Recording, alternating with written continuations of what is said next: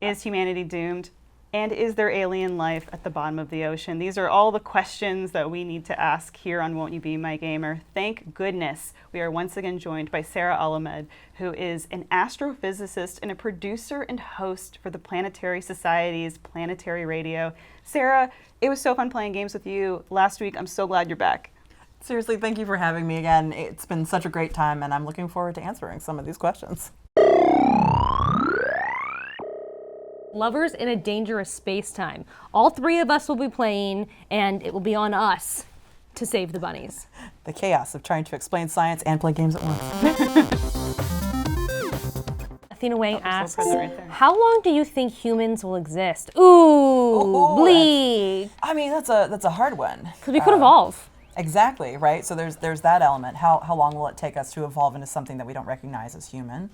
But I like to think that if we can solve the problems of climate change and that kind of thing, that humanity will survive in some fashion for quite a while because we're so intelligent. But I mean, minimally 5 billion years, the sun is going to expand and eat the inner solar system. We're going to have to leave or be dead anyway. So that's the upper ballpark of how long we can be alive on Earth. But walking through, there's a really huge museum in Chicago, the Field Museum, and as you walk through it, it's like, and look at all this fun, flora, fauna, and then the world like apocalypsed, and like everything was gone, new age, and then like that happens like 5 or 6 times. Everything's gone, new stuff, and so that does, from an Earth standpoint, seem inevitable. I mean, it's quite possible we'll have another mass extinction, and if we're being honest about it, looking at the animal populations, we're currently experiencing a mass extinction event. Right. Human caused. Right. But there are all kinds of other things that do that sort of damage, right? Like what? Hold on. What if we go through some kind of like, volcanic situation? What if we have another Deccan Traps thing? What is it? Yellowstone? Yeah. What if Yellowstone goes full like super volcano? Yeah. And that's inevitable, right? Unless I say it's inevitable, but what if we can fund science enough to learn how we can, let off some of that geologic pressure, right? Right. How do we monetize it? Right. How can we make content? Oh man, I remember having this conversation once. I was talking with someone about this asteroid called Psyche. We sent the Psyche mission to asteroid Psyche. It's a metallic asteroid. And the person I was talking to, at one point, an interviewer asked her, so this thing's made out of metals or whatever, how much would this cost if we brought it to Earth? And she like back of the napkin calculated it, and it was just trillions and trillions and trillions of dollars. Like, of course that much metal would destabilize the economy and now it wouldn't be worth that much, right? But she regretted that people kept quoting her on it because now it's like, everything is asteroid mining. We can go there and make bunches of money. Do you know the show For All Mankind? Yes, although I haven't seen it yet. It's one of the only shows that I haven't seen, but there's something about the premise. I'm sure I would love it. I watched it, and the idea that we could mine a comet, we could mine things near Mars is what motivates the other countries to like put money behind this. Yeah. And so it's like, is that a path towards funding where it's like, okay, well, we'll go explore a planet, but this country gets half. I mean, that's quite possible, right? I know already the United Arab Emirates is working on a mission not to go mine an asteroid, but to kind of look at technologies that might be able to help us with that, and they're visiting several asteroids back to back to learn more.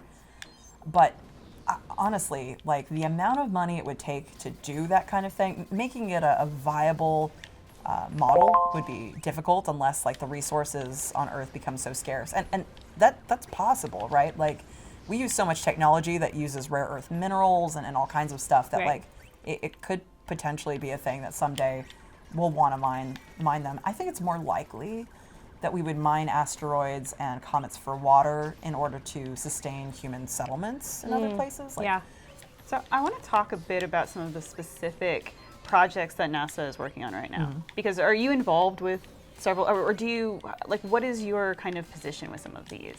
Yeah, so I basically, whenever there's a new mission, like I'll message the mission team and learn more about it. Maybe I'll get to go like see it in its development or go see it launch, that kind of thing. But I always, whenever there's a new one, I like to interview them about it and share it with the world. Because there are so many missions that are going on right now that people are kind of unaware Yeah, of, right? the thing is, I feel like we don't hear about much of this. And why do you think that is? Well, sheer volume. There's a lot of them.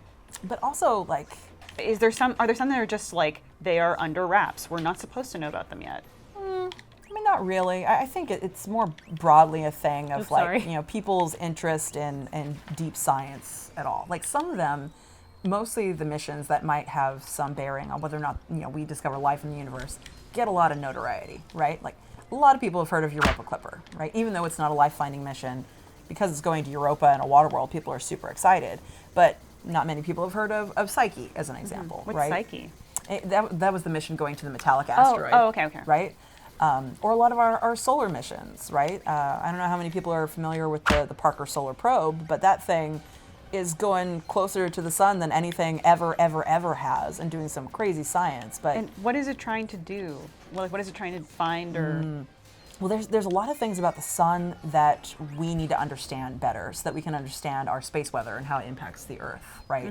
I mean, there are broader questions there, but the sun goes through these solar cycles. Basically, it goes through these kind of calm, quiescent periods, and then it gets really feisty and starts sending out, coronal mass ejections, a bunch of solar flares. Right now, you'll notice that we've had a lot of weird aurorae in places that we didn't expect, and that's because we're close to solar maximum. So while we're in solar maximum, we've got the spacecraft there that's literally flying into the corona, into part of the atmosphere of the sun, and it's taking measurements about the solar wind and about how these how the corona is impacting the environment around it, fast solar wind, all these things that deeply impact space weather here on Earth. Also just our understanding of stars in general, like that's got a bearing on a lot, and we need to know more about the sun. It's right there, and it impacts us deeply. Oh, watch out for this! Hold on. Does the shield work on that? I'm gonna blow it up. I think with this gun up here. Wow, playing games and braining at the same time is a real challenge. I don't know how you're doing it. Poorly, but also. No, excellently. Shields on the left. Any other cool NASA projects you can tell us Oh about? my gosh, so many. Please, we'd love to hear about them. I mean, so one of my favorite ones, I'm actually, I don't know if y'all can see it, but my skirt right here on this dress is the parachute from the Perseverance rover that landed on Mars. And that one, I love it because that rover is in an area on Mars, Jezero crater, or at least it just got up to the lip of the crater. But we know that the place was full of water in the past. And so it's up there caching samples that we're hoping to bring back to Earth with the Mars Sample Return mission.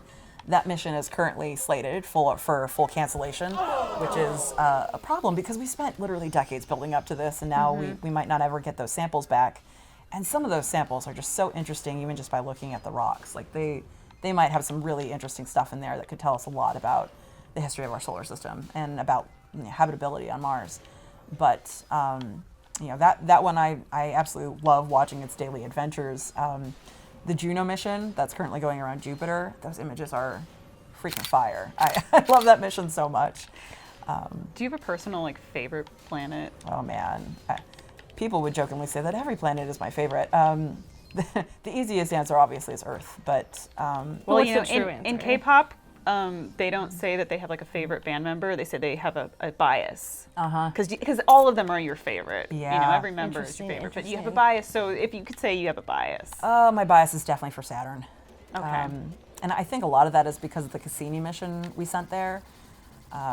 We sent this mission a while back, and I tell you, when that mission ended, because we realized that some of the moons around there, primarily Enceladus and Titan, might be habitable, and in order to protect those moons, in case there were any living microbes on that spacecraft, they crashed it into the atmosphere of Saturn and burnt it up. And it was such an emotional moment, thinking about the spacecraft burning up while all these people watched. I woke up at, I don't even know what, 2 a.m. to watch the live stream for that. But the images that it sent back of Saturn were just absolutely crazy, and I love the idea of all these little potato moons being formed in the rings. and one of the rings around Saturn is actually just mostly water that's been spraying out of Enceladus. It made its own ring. Do you think there's more we can learn from sending astronauts to the moon, and doing missions to the moon? I think so. There's still a lot that we don't understand about the moon, and especially about the difference between the near side of the moon that always faces us and the far side of the moon, which is very, very different. If you get a chance to look at images of the two, they're so clearly different. But I think the most interesting stuff we can learn by going back to the moon is going to be more about like how we can build sustainable settlements for humans, right? Like there's a lot of people that want us to, say, go to Mars and build settlements there, but I don't think that's viable unless we're building permanent settlements on the moon first, right? Oh, that's our test bed. Yeah, it's a good test bed, but also a great launch point, right? If we we need an HQ. Yeah, if we can build things on the moon, it's way easier to launch off the moon than it is to launch off of Earth, right? So we could use that as a nice like staging ground, and also if you build things on the backside of the moon, they're innately shielded from the Earth and all the waves that we're pumping out. So say you want to build a really sweet radio telescope, much better to put it on the backside of the moon than anywhere near Earth where we gotta remove all that interference, right? Oh no, I think we need to fight this constellation. Oh no, this is my nightmare. Uh-oh, where even am I? Okay. Right. Why is it your nightmare to fight a constellation? Let's unpack that. It's a bear still. No. All right, I'm gonna fire this big gun in a second. Okay, No, 3, let go. 2. Oh, it keeps moving. All right. Just gonna shield there we from go. this guy. No, fire. Oh wait, it's not a big gun anymore. It's this. Oh, that's cool though. Okay. There's so much of space exploration, spacecrafts, planets, everything follows Greek mythology. Like, what happened there? All the names of the planets. Are Yeah, named for we gods. even set Juno, Zeus's wife, Jupiter's wife, Yeah. to go check in on him. I know. Like, so not only is there this like knowledge of Greek myth, there's also like a sense of humor. Yeah, I love, actually, one of my favorite factoids about that mission is that they teamed up with Lego to put a bunch of aluminum minifigure Lego things on there. And one of them is Juno with a little spyglass staring at Jupiter. But See, that's funny. they're the International Astronomical Union that reclassified Pluto. They're the organization that's in charge of naming astronomical bodies. So, you can't just like name something willy-nilly. There are rules about it. For example, like Uranus, all the moons are named for Shakespeare characters or ones from one of Alex Pope, is that his name? Alexander Pope's poems. So, like, there's rules. Okay, And that is very Western. yeah, but they're realizing that there's been this real like Western bent in the way that we've been naming things, and so they're trying to be a lot more culturally mindful of the way that they're doing this to include more people, because there are so many beautiful stories out there. And Just, thoughts. Eclipse season. I love eclipses. not like it's necessarily like an actual season, but I've seen 2 solar eclipses at this point, and I try to watch a lot of the lunar eclipses. I used to work at Griffith Observatory here in Los Angeles. It's a really famous observatory for a million love reasons. it, yeah. But part of it is that they throw these really wonderful parties whenever there's like a big celestial event you can go see. And I love the lunar eclipses because there are all these like cool cultural practices around lunar eclipses, specifically because they happen more often than solar eclipses. So there are these practices all around the world for trying to scare off the demon or the dog or whatever it is that's eating the moon. So I always like to go out there and join some kind of parade, banging on pots and pans to scare whatever's eating the moon. I love that because I feel like that, like, juxtaposed to like we're making telescopes and we're doing, but then it's just like we're banging some pots and pans, we're having a good time. Right? Because we're here to have fun. I don't know. Have you guys seen a total solar eclipse? The last year one, I remember watching it on my laptop. I 1,000% got emotional, being like, we're all outside, we're all together, hands exploring across together. America. Yeah. Yeah, no, really, that was one of my favorite eras of TikTok, honestly, was just like watching that happen. But if you ever get to see it in person, no amount of imagery or video will ever do it justice. I cannot, it's like, even as someone who studied space my entire life, the first time I saw a total solar eclipse, I was standing underneath it, and it was like, for the first time ever, the moon wasn't just like some shiny object in the sky, it was like a physical rock hanging over my head, blocking out this giant stellar object that beams light on us, and the whole world was reacting. The light, the animals, the wind that came through that almost ripped up my tent, that was great. The temperature dropped like 20 degrees. It is so otherworldly. Imagine how scary it would have been for hundreds and hundreds of years ago to experience an eclipse like that and just truly have no idea. It terrified people. Yeah. Sewerface wants to know your thoughts on the lunar space elevator, which could be a My Chemical Romance situation. It could be an emo band. I'm not sure. I've never heard of it. Black Parade does sound like space. Yeah, I mean, the basic idea is that you build some kind of structure, a really long structure that goes from the surface of the Earth up to space, not necessarily straight to the moon, right? Because, that wouldn't work because the moon is like orbiting us. But you could use that as a way of getting up out of the atmosphere and that kind of thing without having to do the full launch. The problem is like finding a material that is like structurally sound enough to build something like that. You know, what happens when your space elevator cracks? You know, devastation. I'd be like, we're getting drinks. The space elevator cracked again. Oh my gosh. Can you Meetings imagine canceled. The debris falling down to Earth. No, I love the idea. Any way that we can make it easier to get to space, because really that's like a huge impediment right now. It is so challenging to get off of this planet without exploding. You know, they're trying to expand our ability to launch with larger rockets, like the Space Launch System that NASA's working on, the SLS rocket, and the Orion capsule, but also SpaceX's Starship. It's just freaking huge. And the New Glenn one by Blue Origin. Like we're trying to push that envelope, but it happens to end in a lot of explosions normally. Not so much with NASA. NASA's been pretty great about not exploding rockets Yeah, in NASA recent seems years. very anti-explosion. I chose shield. Whoops. Okay, all right. No, that sounds good. That's good. Ooh, I am now upgraded. Yeah, you are. Could we play a game where we name a planet and then you tell us like maybe a fun fact about that planet that we might not know? Oh, totally. Earth. Earth right now, like its angle is at about, I think it's 23.5 degrees, but the actual axial tilt of the Earth changes over time, and that alters our seasons. So right now, the North Star is our North Star because that is where our North Pole is pointed toward, but eventually that's not going to be our North Star anymore because it's going to change. Ruh-roh. Yeah. I saw some things, again, TikTok, I'm so sorry. No, it's all right. But it's like, people are saying, scientists are saying that the year is getting a couple seconds shorter. Yeah. What's up with that? I mean, we don't fully know, right? But like the Earth isn't just like a giant solid rock spinning ball. The inside is made out of a bunch of fluid, and how those fluid blobs change over time, and like how the distribution of mass inside of our world works, like it alters how we spin. But also our interaction with the moon slows us down over time. Oh, I'm down there. Why am I down there? Mercury then. Ooh, Mercury. Super close to the sun, isn't the hottest planet. That would be Venus. But my favorite fact about Mercury is actually that there is legit water ice in the permanently shadowed craters at the poles. Oh. You wouldn't think that Like liquid. It's liquid up there. Well, it's not liquid. It's frozen Water solid. ice. Sorry, right? sorry. But if you unfroze it, Yeah, it would be like liquid water. it would be water. Although in space, because like you need an atmosphere with like atmospheric pressure in order to have like water in a liquid state. So, you know, if you heated it up there, it would sublime and turn straight into a gas. Sublime's a verb? Yep, to sublime. I thought it was just a SoCal staple. I thought it was just, LBC. Yep, no, it's an actual science term. To sublime, wow, okay. To sublime. There's actually water in the permanently shadowed craters on our moon as well. There was a mission, there's a few missions to check that out, but the Viper rover that NASA fully built and was ready to send up there, the launch, like the vehicle that was going to send it, which was going to be given by a commercial entity, kind of got delayed, and essentially they just kind of shelved the entire mission after dumping $500 million into it. Now we don't have this rover that was supposed to check out the water in these shadowed craters, which was a real bummer for me. I still think we can save that mission, but Save the rover. save the rover, save all the rovers. So it appears we have to follow this like jet stream here.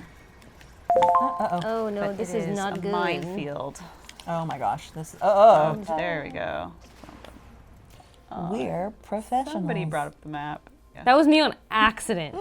I think we needed it though. I think we did too, Straight but ahead, that was straight ahead, not my straight ahead. intention. What's your hot take on the theories that there's alien life in the bottom of the ocean? I mean, hot take. Yeah. Your Cold take? I don't know. More interesting to me is this idea of like, what sparked life to begin with, and this idea of like panspermia. Like, are the seeds of life something that is deposited on worlds by Panspermia? Panspermia is what it's called.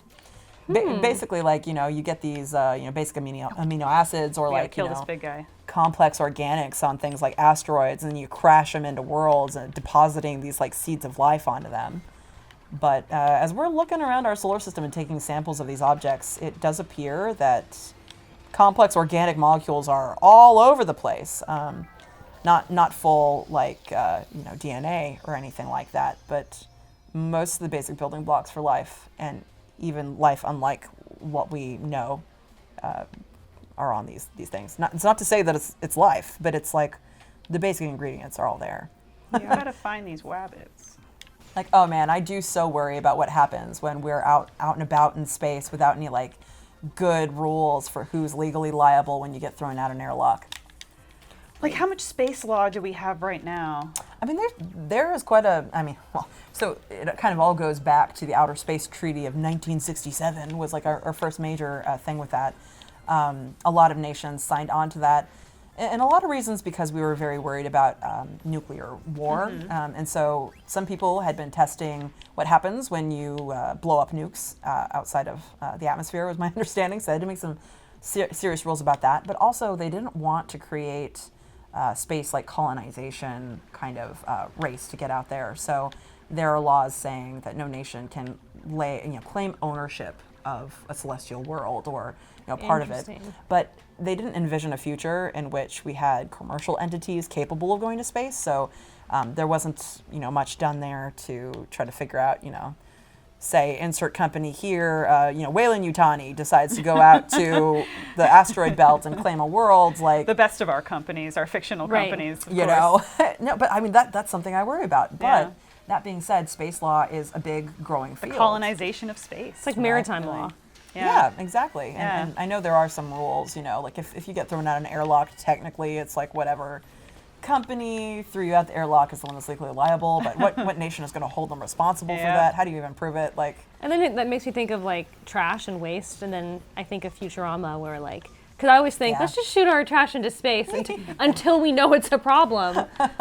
What is your take on that? Do you think we should shoot our trash into space? I mean, if you knew what trajectory you were launching it on, I don't think there would be a lot of damage there. I would say that you'd be losing a lot of resources, right? Like a lot of our precious metals and stuff are locked up in our technological waste and things like that. But it's one of those things where like I don't want to say it'll be a problem, but once people do it enough, then it becomes a problem. Yeah. And I know a lot of people are concerned about us like space littering essentially with a lot of our missions. Currently, we're not at the bulk of launching things into space. We're like, I worry that we're leaving behind these back shells and these parachutes on other worlds, but there are a lot of people that are concerned about that. Like you see a piece of something blown off, a piece of debris on Mars, and you think to yourself, oh no, like we're not even a huge presence there and already we're polluting it. Right. I like to think of them as kind of like space heritage sites, right? Like I want us to go there and build museums. This was awesome. Thank you so much, Sarah, for coming by. How can people follow NASA's research and check out your show? Well, you can listen to my show every week on Wednesday at planetary.org/radio, or you can find it on any of your favorite podcasting platforms. You can learn more about the Planetary Society and what we do at planetary.org. And we post online on all of our social media about all the wonderful things that's happening at NASA and with space agencies around the world if you want to learn more. So check out Sarah's work. And thank you so much for subscribing to Won't You Be My Gamer. You can also support PBS SoCal and this show by going to pbssocal.org/gamer. We appreciate your donations. They are so important to us. Any amount helps. Please do it. I would go to space with both of you. I feel like we've figured it out. It would be such a good crew. Yeah, and I think we've proved we can handle it. Controllers together. Captain Planet.